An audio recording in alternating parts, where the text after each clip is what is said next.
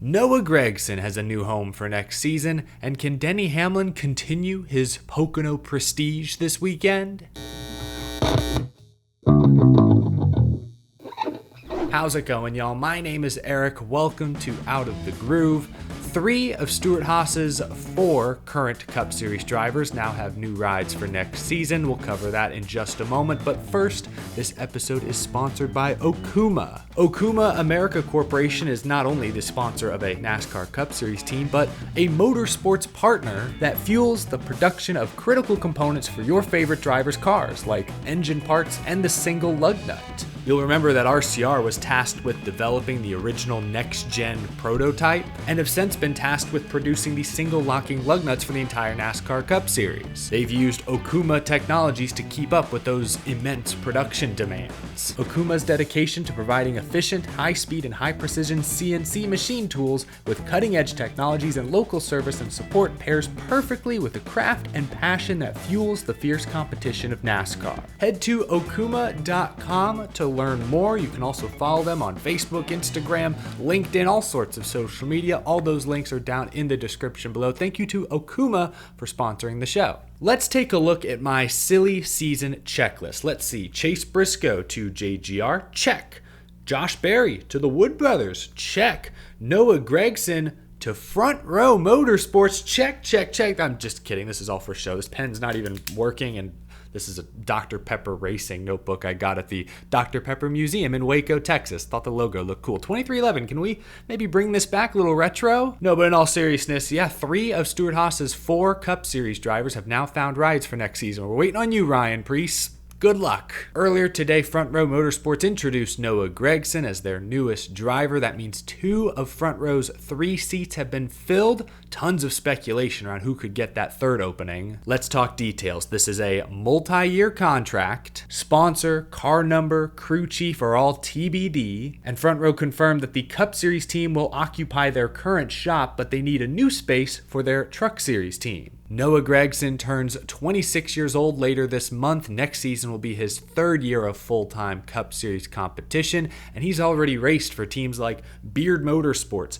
Colleague, Hendrick, Legacy Motor Club, Stewart-Haas. Front Row will be at least his 6th team in like 3 or 4 or 5 years. Am I missing any? This is a very exciting announcement for everyone. Noah Gragson has earned a lot of respect this season, I believe. The way he's bounced back from an abysmal 2023. So far this year with Stewart-Haas, he has 6 top 10 finishes. Eric Almirola only had 5 in that car all last year. Noah's 23rd in points. He'd be 21st if not for that roof rail penalty. And this last weekend at Chicago really stood out to me. A year ago, he was in the tire barriers half a dozen times. This year, he was the only Stewart-Haas driver to not go off track and finished a very respectable 14th. Development! I know it sounds like I'm joking, but I'm serious. I feel Noah Gragson has matured a ton in just the past 8 or 12 months. Now that he has, supposedly, a multi-year deal, you never know how the team options work with those, I hope this stability will only help further refine the talent that we all knew he had all along. Say what you want, you don't win all those races with Junior Motorsports without having at least some talent. But like I said, I respect Noah a ton for what he's been able to do this season. I remember reading an interview with him from, I think it was late last year. It was sometime during the off season. Gragson was talking about how he changed his mental approach. He was working to build healthier habits. Like I said, you never really questioned Noah's talent. You sometimes questioned his work ethic, his commitment. After what I read last year and how he's performed this year, I don't really question his work ethic anymore. Noah's always been the kind of guy to sort of just go as the wind blows, but when you're racing in the top levels of NASCAR, the competition, everything that's at stake, you need to be able to focus. And I think the past year or so, Noah has been able to do just that. That's why we've seen great results this year with Stewart-Haas. And that's why I think Front Row was right to make him one of their leading candidates to take over one of their new seats. For sure, sometime late last year, a switch flipped for Noah Gragson.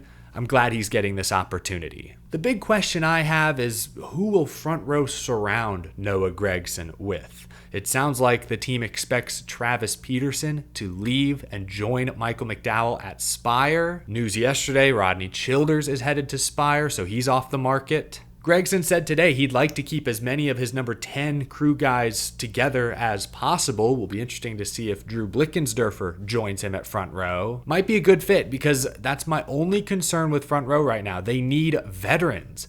Their driver lineup could be Todd Gilliland, Noah Gragson, and a rookie. Crew chiefs, I mean, they lost Blake Harris to Hendrick a couple years ago. Now they're losing Travis Peterson. Obviously lost out on Rodney Childers. Like, they need veteran leadership on the competition side to guide all of these young talents. That's the only thing that concerns me. Front row took a huge step forward this year. Tier 1 status, Penske Alliance. Todd Gilliland is 19th in points. He hasn't finished outside the top 20 in a race in like 2 months. There's plenty to be excited about, but without experienced veteran guidance, I worry this team could take a step back next year. Remember, they're losing Michael McDowell. Spire Motorsports threw a lot of money his way for good reason. So that's the only thing that concerns me a little bit. It's too early to say how Noah and all the front row will perform next year. Right now, Front Row Motorsports is a fringe playoff contending team. They're not a serious like top 10 or championship contending team just yet, but they're borderline. They're in the mix. Like I said, Todd is 19th in points. Michael McDowell won at Indy last year to make the playoffs. They're a fringe contender. Can they become legit contenders next year? Can they get to the same level as like a Trackhouse or RFK? Can they make that jump next year with all these young guys on the team? I'm not so sure. It's going to be tough. Someone ultimately has to be 25th in points or 30th in points. They can't all be 15th to 20th. So we'll see. I'm cautiously optimistic. Big fan of Noah Gregson's potential. I'm a big fan of all of Front Row Motorsports' potential. Will they have enough veteran leadership in place to harness that potential? That's my only concern. That's my only question. Congratulations to Noah Gragson on this opportunity. Now, before I go, let's talk Pocono. You guys know every week I like to do a statistical, analytical deep dive into the upcoming race weekend. This week, Greg Mathern joins me to talk Pocono by the numbers. I'm now joined by Greg Mathern from wintherace.info. This is 2 weeks in a row, Greg. It's good to talk to you again. Last week was very different, a wet, sluggish Chicago street race. Now we're going to the tricky triangle, the beautiful Pocono Mountains. Going to be a beautiful weekend, fingers crossed. Who's the favorite this week? Is it still Denny Hamlin? He's a 7-time Pocono winner. Last year, of course, he won that late race battle with Kyle Larson. I looked this up. In his last 9 Pocono starts, he has led laps, 9 straight races. What are the numbers, the deeper numbers, saying about Denny Hamlin this weekend? Yeah, I mean, basically, no matter what stat you look at, right? Denny is the guy here. He has dominated this track. So, well, this is the first time we're going to this sort of track, the long, kind of flat track this year. If we look back at how Denny has done at these tracks over the past 2 years in the Gen 7 car, so we're going to be looking at Pocono, Michigan, and Auto Club, rest in peace. We see that Denny is just by far the class of the field at these tracks, right? His incident adjusted speed, I've got him averaging 4.67. The next best drivers, Tyler Reddick, up at 7. Wow. He's got the best average running position at 7.76. Byron's the next at 9.85. Jeez. He's got 77% of his laps inside the top 10. Logano's the next best at 60%. So he is definitely crushing it at these tracks. Wow. Yeah. And but you said it. This is our first big flat oval of the 2024 season. You'd have to go all the way back to, I guess, Michigan last year. And I think back to last year, Auto Club Speedway, it was a Chevy. Kyle Busch got the win. Then obviously at Pocono, it was a Toyota. It was Denny Hamlin. But then at Michigan, it was a Ford, Chris Buescher. So while we're all zeroing in on Denny Hamlin, I feel like it is pretty open-ended.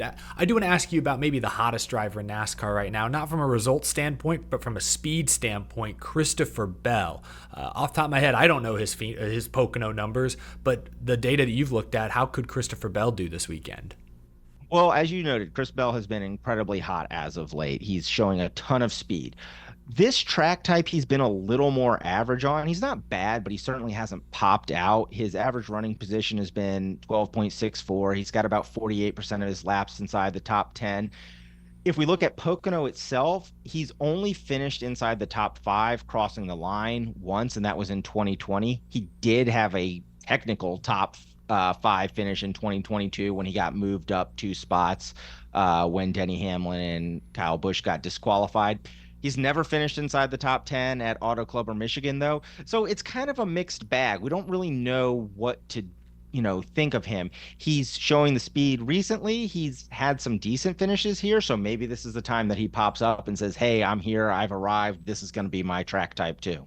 Yeah, that's interesting. Well, I kind of got ahead of myself a moment ago talking about Ford, Chevy, and Toyota all being strong at bigger ovals in the last year, but Pocono can be unique because it's the tricky triangle. We often have seen fuel mileage come into play. What kind of numbers can you give us there? Could we see this turn into a strategy race, especially in stage 3? If we look at the mileage that we expect out of the cars, the fuel window is going to be somewhere around 36 to 40 laps. And we have both stage 2 and stage 3 at 65 laps. So you're absolutely going to have to make a stop in both of those stages, whether it be under green flag conditions or, under a yellow to get some gas.